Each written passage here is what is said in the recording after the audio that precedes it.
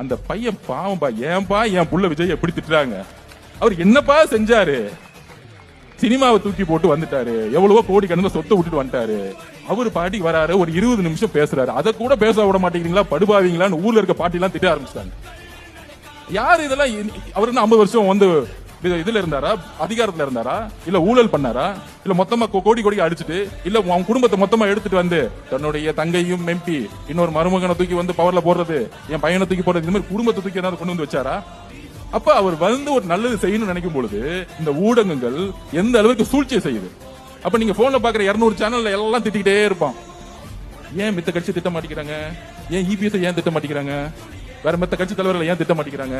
ஏன்னா திமுக பயமே நம்ம தலைவர் மேலதான். இதுதான் உளவியல், அவ்வளவுதான் உளவியல். ஏன் உளவியல்?